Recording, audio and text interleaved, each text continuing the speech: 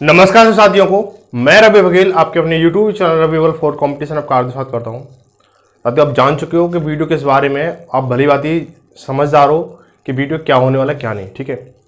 और आप जानते हो कि क्या चल रहा है इस समय भर्ती में।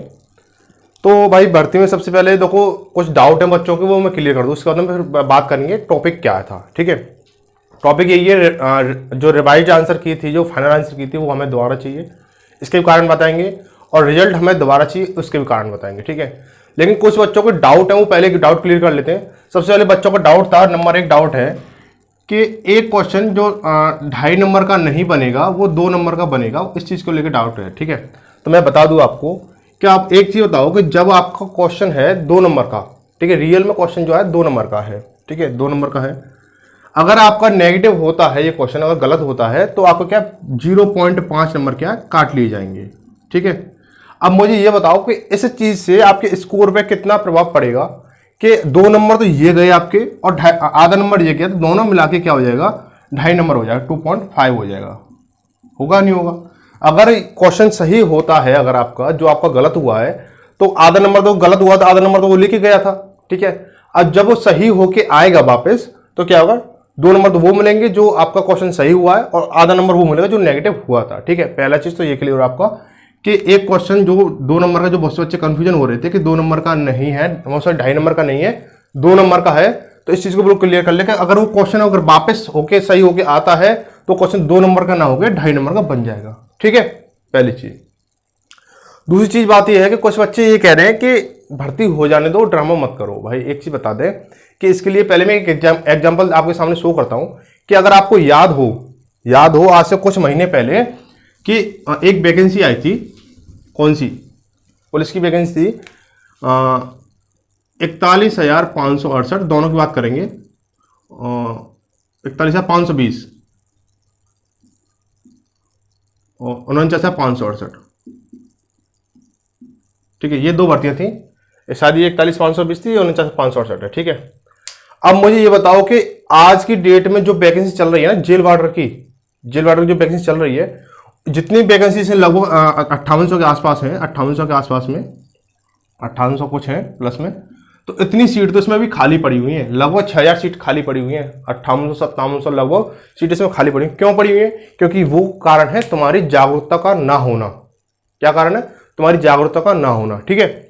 अब ऐसे क्या इसमें चल रहा है, 49,568 में क्या हो रहा है कि 9,007 जो बच्चे हैं अभी भी लटके पड़े हैं, अभी वो ना तो इधर है ना उधर है। सिर्फ अनसेलेक्टेड कैंडिडेट के नाम से एक लिस्ट जारी कर दी, उसमें ना तो ये बताया कि ये वेटिंग लिस्ट है, ना ये बताया कि इनका दोबारा से नंबर आएगा या नहीं आएगा, ठीक है। अब बात करते हैं इसकी 58 जेल वार्डर एंड फायरमैन की, ठीक है, जेल वार्डर एंड फायरमैन। अब देखो, अब आते हैं अपने मुद्दे पे। इसका हमें रिवाइज आंसर की और फाइनल मतलब रिजल्ट क्यों दोबारा से चाहिए हमें? पहले आपने रिजल्ट जारी किया, ठीक है, कर दिया, लेकिन इससे पहले आपने आपत्ति दी थी, आपत्ति क्लियर हुई नहीं। उसके बाद आपने क्या किया, आव भाव में आके फटाफट से क्या कर दिया, फाइनल आंसर की अपलोड कर दी, वो भी रिजल्ट के बाद में की, है ना। अब फाइनल आंसर की में भी कुछ मिस्टेक हैं। मिस्टेक क्या है? जो न्यूलीफाइड जो किया गया, न्यूलीफाइड का मतलब होता है, एक चीज बहुत बच्चों को क्या परेशानी हो, न्यूलीफाइड का मतलब क्या होता है? न्यूलीफाइड का मतलब होता है क्वेश्चन को पेपर से हटा देना, मतलब उन क्वेश्चनों को पेपर से हटा देना। अब मुझे एक चीज बताओ कि एक शिफ्ट में नॉर्मली 4 क्वेश्चन तो है ही है, 4 और 5 क्वेश्चन है, किसी में 4 है किसी में 5 है, 4 शिफ्ट थी, 4 में से किसी में 4 है किसी में 5 है, इस तरह न्यूलीफाइड है।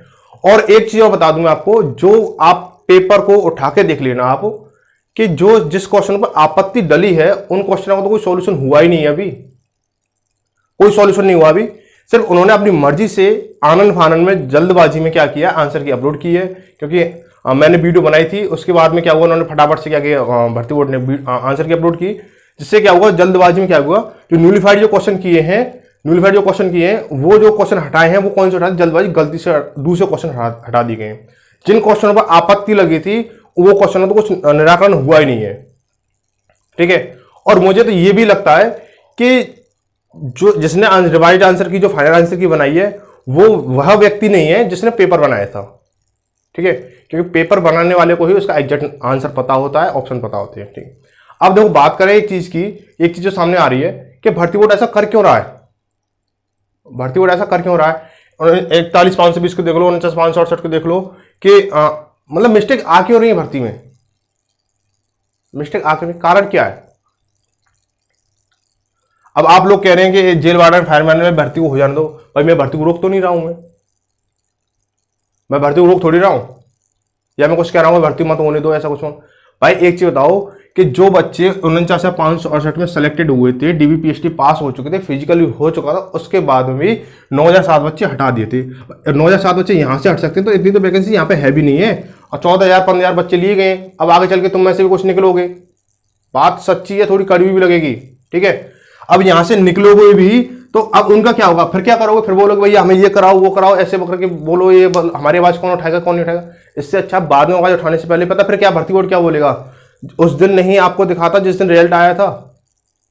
इस भर्ती वाले लोगों के साथ ये चीज बोल चुका है भर्ती बोर्ड कि उस दिन नहीं दिखाता जिस दिन रिजल्ट आया था। बताओ क्या करोगे अब? इससे अच्छा है उस दिन पर ना पहुंच करके इस समय ही कुछ कार्रवाई की जाए। बात आ रही, समझ नहीं आ रही है? तो भाई सीधी सी बात यह है कि पहले इनको क्या है, रिवाइट आंसर की देनी चाहिए थी। मुद्दा जानते हो सब कुछ, ठीक है। उसका रिजल्ट आना चाहिए था, पहले इन्होंने रिजल्ट दे दिया है। अब क्या है, फिर रिवाइट आंसर की दी है जिसको फाइनल आंसर के नाम से बोला गया है, जाना गया है। अब उसमें भी क्या है, न्यूलिफाइड किया था उन क्वेश्चनों को, वो क्वेश्चन हटा दिए गए बिल्कुल, जो कि परीक्षा में बिल्कुल सही थे, सही क्वेश्चन हटा दिया गया। जिन क्वेश्चनों पर आपत्ति लगी थी उन पर कुछ विचार नहीं किया गया है, ठीक है। तो हमारा उद्देश्य सिर्फ ये है कि बच्चों को जागरूक करना है, ठीक है। बच्चे जिस धोखे में, जिस गड़बड़ी के साथ बच्चे बाहर हुए हैं, उन बच्चों को उन लिस्ट में लेके आना है, ठीक है। तो सबसे पहले काम क्या करना है, मैं आपको एक सीधा सा एक एग्जांपल, मतलब सीधा एक उदाहरण क्या एक काम बताता हूं आपको कि जो भाई या बहन लखनऊ के आसपास रहते हैं या लखनऊ में रहते हैं, ठीक है, और जो भर्ती बोर्ड जा सकते हैं, ठीक है, वो एक दिन एक निश्चित कर लें, अभी 2-4 एक दिन में, मतलब 2-4 दिन में निश्चित कर लें। आज क्या है, आज बृहस्पतिवार है, शुक्रवार शनिवार, हो सकता है मंडे के लिए डिसाइड कर लें। तो मंडे, क्योंकि सैटरडे वगैरह में तो छुट्टी रहती है, अब कल फ्राइडे हो जाएगा तो संभव नहीं है बच्चों के लिए, तो मंडे का दिन निश्चित कर लें। और मंडे को जो बच्चे जा सकते हों, मैं नहीं कह रहा हूँ भाई जाओ, जो बच्चे जा सकते हैं लखनऊ भर्ती बोर्ड, ठीक है, वहाँ जाएँ और एक एप्लीकेशन बनाएं, ठीक है। हो सके तो 2-4-6 बच्चे, 10-5 बच्चे इकट्ठे होकर चले जाएं, और लखनऊ के आसपास के हो तो बहुत अच्छी बात है, क्योंकि वो जा सकते हैं आराम से इजीली। एक एप्लीकेशन या नहीं प्रार्थना पत्र बनाएं कि उसमें पूरा ब्यौरा दें कि सर इस तरह से हमारे साथ में गलत हुआ है, आप इसको एक बार नज़र कीजिए इस पर और ध्यान दीजिए थोड़ा सा, और इसे क्या है बदलाव करके थोड़ा सा इसे मतलब दोबारा से इसको रिवाइज कीजिए। पहले हमें संशोधित आंसर की मतलब रिवाइज करना है, उसके बाद में आपको रिजल्ट को रिवाइज करना है। अगर आप ये कहते हो कि भर्ती बोर्ड ये कहता है कि अगर हमें रिवाइज नहीं करेंगे तो भाई जो हमारे रिवाइज आंसर की से जो बच्चे मतलब सेलेक्ट हो रहे हैं उस दायरे में जा रहे हैं, तो उसको हमें एक सेकंड लिस्ट भी बनानी चाहिए, या बनाओ रिजल्ट वाली को, ठीक है। तो ये चीज़ें आप इसमें एप्लीकेशन में लिख के आप दे सकते हो। और किसी को दिक्कत हो तो मैं इसका एक प्रारूप बना के मैं दे दूंगा आप लोगों को। अगर कोई दिक्कत हो कमेंट करके बता देना कि हमें उसमें एप्लीकेशन बनाने में दिक्कत आ रही है, जो कुछ भी है, तो मैं डाटा इसका प्रोवाइड करा दूंगा आपको, ठीक है। एक मतलब लिख के मैं आपको वीडियो के माध्यम से या किसी इमेज के माध्यम से या किसी लिंक के माध्यम से तो मैं दे दूंगा वो प्रारूप उसका, और मैं बता दूंगा एज इट इज, मतलब उसको ऐसे लिख देना जैसे मैं लिख दूंगा, ठीक है।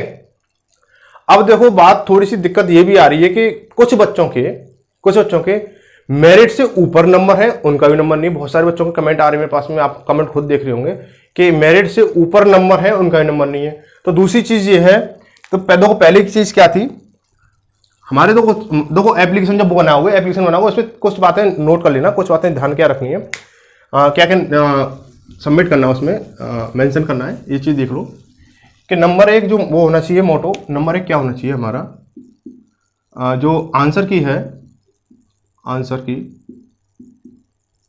वो दोबारा आंसर की। नंबर 2 रिजल्ट या रिजल्ट लिस्ट, जो भी भर्ती बोर्ड को सुटेबल लगे, ठीक है। रिजल्ट या रिजल्ट लिस्ट को वो इन दोनों को दोबारा दे, ठीक है, दोबारा। ये आपके एप्लीकेशन में होना चाहिए। तीसरा चीज क्या है, हमें अपने नंबर शो कराने हैं, नंबर दिखाओ, नंबर दिखाओ। इससे हमें ये पता चलेगा कि हमारे रॉ मार्क्स कितने थे और हमारे अब मार्क्स कितने हो चुके हैं, क्योंकि कुछ बच्चों को पता नहीं, कुछ बच्चे कह रहे हैं हमारे इतने नंबर ऊपर हैं फिर भी नहीं आया। भाई नॉर्मलाइजेशन नंबर घट रहे हैं, घट रहे हैं, बढ़ रहे हैं, ये रीजन चल रहा है, ये कारण मतलब ये चल रहा है कि नॉर्मलाइजेशन में नंबर घट रहे हैं, बढ़ रहे हैं। अब एक चीज बताओ कि नॉर्मलाइजेशन आया क्यों, क्या जरूरत थी, क्या जरूरत थी, क्या थी नॉर्मलाइजेशन लाने की जरूरत क्या थी, और नंबर ना दिखाने का कारण क्या है। और नंबर ना दिखाने के कारण की अगर मैं बात करूं, मैंने जानकारी निकाली है इसके बारे में, तो नंबर ना दिखाने का कारण ये था कि भर्ती बोर्ड ये कहता है, भर्ती बोर्ड और आजकल जो कुछ भर्तियां ऐसी चल रही है कि बिना नंबर दिखाए मतलब भर्ती कर रही है। तो इसके बारे में जानकारी निकाली है कि भर्ती बोर्ड या कोई भी विभाग ये कहता है कि अब बच्चे ज़्यादा हो गए हैं, तो इस वजह से कि हम हर एक बच्चे का नंबर मतलब रिजल्ट लिस्ट जो है नहीं बना सकते नंबर के साथ में। अब भाई मुझे ये बताओ कि आजकल मोदी जी कह रहे हैं कि हमारा भारत क्या डिजिटल इंडिया बन चुका है, और इधर अब भर्ती बोर्ड, भर्ती विभाग है, जो भी चीज़ें वो ये कह रहे हैं कि हम नंबर मतलब रिजल्ट नहीं बना सकते हैं। तो यहाँ पर तो कोई तालमेल नहीं बन रहा है, इस तरह से डिजिटल भारत थोड़ी होगा, डिजिटल इंडिया थोड़ी होगा, है ना। तो नंबर ना दिखाने का ये भी है कि मतलब भर्ती बोर्ड ये भी कहता है कि हम इतने सारे बच्चों का रिजल्ट नहीं बना सकते हैं, तो भाई इतने सारे बच्चों को फॉर्म भरवा क्यों लेते हो, भरवा क्यों लेते हो। अब बात आती है नॉर्मलाइजेशन की। आप भर्ती बोर्ड क्या करता है, पुलिस भर्ती बोर्ड क्या करता है कि पेपर को 1 2 3 4, चाहे छोटी भर्ती हो या बड़ी भर्ती हो, 4 शिफ्टों में डिवाइड करता है, ठीक है, 4 शिफ्टों में डिवाइड करता है। अब उसमें 4 शिफ्टों में अगर मान चलो बच्चा पहले में अगर नंबर आ रहा है, दूसरे में नंबर आ रहा है, इन दोनों में तो बच्चे को नॉर्मलाइजेशन ज़्यादा मिलता है, तीसरे में आता है तो कम होता है, और चौथे में आता है तो उसके रॉ मार्क्स में से नंबर कट जाते हैं। ऐसा एक आकलन किया गया है बच्चों के द्वारा और हमने देखा भी है। तो अब ये मुझे बताओ कि अगर बच्चे ने फॉर्म भरा है तो उसकी क्या गलती है कि पहली शिफ्ट में ना आकर के उसका एडमिट कार्ड चौथी शिफ्ट में दिया जा रहा है। हाँ भाई बताओ, क्या उस बच्चे की गलती है क्या। बच्चा तो ये कहेगा भाई मुझे नहीं देखना तुम्हारा पैटर्न, तुमने क्या ना, बच्चे ने पूरा पैटर्न पहली दूसरी तीसरी 3 शिफ्ट का बच्चे ने पैटर्न देख लिया, तो चौथी शिफ्ट में क्या है बच्चा। भाई बच्चे सालों से लगे हुए हैं तैयारी करने के लिए, क्या उस तैयारी को एक दिन में कर लेगा कोई बच्चा। बच्चे गलती है क्या, मतलब चौथी शिफ्ट में आप पेपर दे रहे हो, मतलब बच्चे को एडमिट कार्ड डाल रहे चौथी शिफ्ट में। तो भाई एक चीज बताओ कि चौथी शिफ्ट में जब बच्चा जा रहा है तो उसके बच्चे की गलती है, आप नॉर्मल क्यों कम कर रहे हो उसको, रॉ मार्क्स में क्यों कम कर रहे हो उसको। ऐसा तो कुछ बच्चे गलती है नहीं है, फिर जिम्मेदार कौन है, बच्चा जिम्मेदार है ना। अब बात करने के, अब ये कहोगे कि भर्ती बोर्ड ये भी जवाब देगा कि हमारे पास बच्चे ज्यादा हैं, हम एक बार में पेपर नहीं करा सकते हैं। अब मुझे ये बताओ कि यहाँ पे लगभग इन दो 49,568 41,520 में लगभग 20 लाख से ऊपर फॉर्म थे, 20 लाख से ऊपर फॉर्म थे। 22 23 24 25 26 27 तक फॉर्म गए थे, 41,520 से 27 लाख तक फॉर्म गए थे। और इसकी बात की जाए 49,568 की तो 22 से 23 लाख फॉर्म थे। जब 22 से 23 लाख बच्चों का भी 4 शिफ्ट में पेपर हो रहा है, 27 लाख बच्चों का भी 4 शिफ्ट में पेपर हो रहा है, और यहाँ पे ओवरऑल देखा जाए तो 6 लाख के करीब फॉर्म थे, जिसमें से 2 लाख के करीब क्या बच्चों ने पेपर दिया था, 2 लाख के करीब, तो 2 लाख बच्चों का 4 शिफ्ट में पेपर हो रहा है। तो मुझे तो ये समझ नहीं आ रहा भर्ती बोर्ड चाह क्या रहा है, रणनीति क्या बना रहा है। बच्चों को बेवकूफ समझ रखा है, बस सीधी सी बात ये है। अब ऐसी आने वाली भर्ती एक है एसआई, उसमें भी ऐसा ही होगा, यूपीएसआई के नाम से। जब से तो इतने दिन था कि विभाग परमिशन नहीं दे रहा भर्ती की, और प्रशासन परमिशन नहीं दे रहा, विभाग परमिशन नहीं दे रहा, तो ऐसे चलते चलते बच्चे ओवरेज हो गए, बच्चे ओवर हो जाएंगे। अब इसकी जिम्मेदारी कौन लेगा, यूपीएसआई में कुछ बच्चे बहुत सारे बच्चे ओवरेज हो गए हैं, तो इसकी जिम्मेदारी कौन लेगा, विभाग लेगा या प्रशासन लेगा। जब से विभाग भर्ती नहीं निकाल रहा है, जब से मतलब प्रशासन परमिशन नहीं दे रहा भर्ती की। जब तो एक साल में क्या कहते हैं 30,000 पुलिस की भर्ती निकलेंगी कांस्टेबल की, 3,000 एसआई की भर्ती निकलेंगी हर साल। अब यहाँ हर साल क्या 2-3 साल पूरा मतलब सेशन निकला जा रहा है, अब इसमें एक बार हो रहा है, वो भी मतलब कुछ कहना ही बेकार है, सब चीज समझते हो आप, ठीक है। तो कुल मिला के मुद्दा ये है कि जो बच्चे ये कह रहे हैं कि भर्ती हो जाने, तो भाई सबकी बात सबका विकास वो वाली बात है ना, ठीक है। तो भाई सबका होगा, लेकिन अब बच्चे तो इतने मतलब 5800 को सी जाएंगे बच्चे, है ना। और 14,000 में कुछ तो बच्चे निकलेंगे, लेकिन निकलेंगे तो वो भी कुछ ना कुछ गलत होगा उनके साथ, भी तो निकलेंगे। मानता हूं हर चीज में फिट हो आप, क्या 49,568 में जो बच्चे लिए गए थे क्या वो सभी फिट नहीं थे? दौड़ कराने के बाद तुमने मतलब लिस्ट जारी कर दी कि ये होगा वो होगा, फाइनल लिस्ट में ये बच्चे बाहर हैं, ये बाहर हैं, वो बाहर हैं। तो भाई ऐसा ही इसमें होने वाला है। ऐसे इसमें होने वाला है। तो अब मुझे ये बताओ कि तो इसको आवाज को पहले क्यों नहीं उठा लो?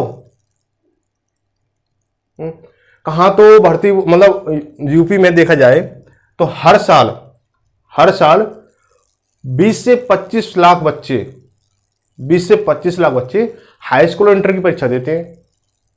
20 से बात समझना इस चीज को, 20 से 25 लाख बच्चे क्या हाई स्कूल और इंटर की परीक्षा देते हैं, 10th क्लास और इंटरमीडिएट जो जानते हो उसकी देते हैं। क्या उन बच्चों का एक ही पाली में एक ही दिन में एक ही सब्जेक्ट का पेपर नहीं होता है? वहां पर तो व्यवस्था करते हो।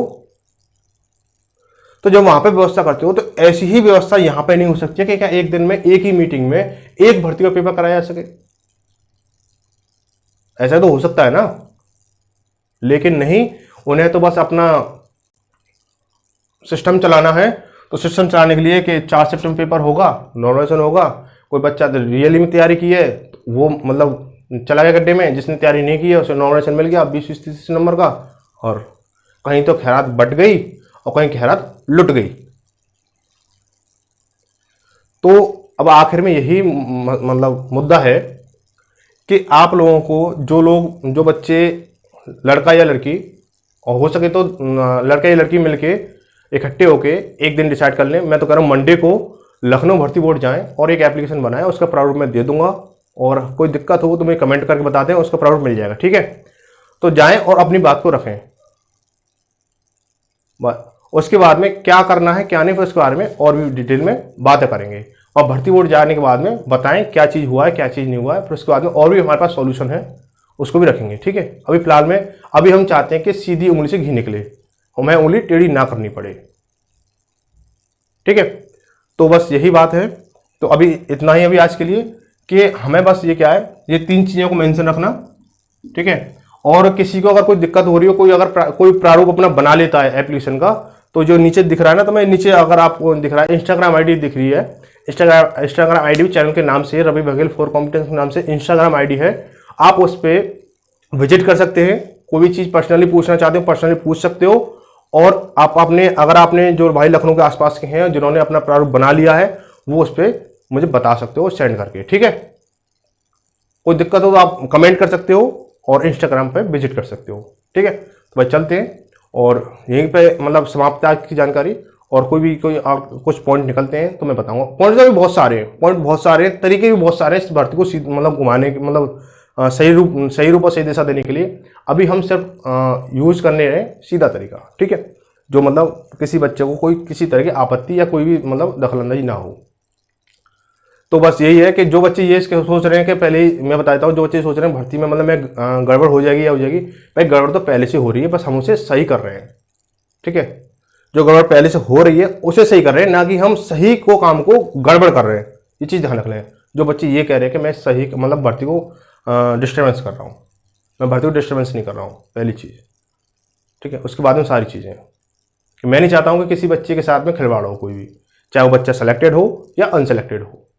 ठीक है, चलो भाई मिलते हैं अगली वीडियो में, तब तक धन्यवाद। जय भारत, जय हिंद, और वीडियो को ज़्यादा से शेयर जरूर करें। ठीक है, चलो भाई।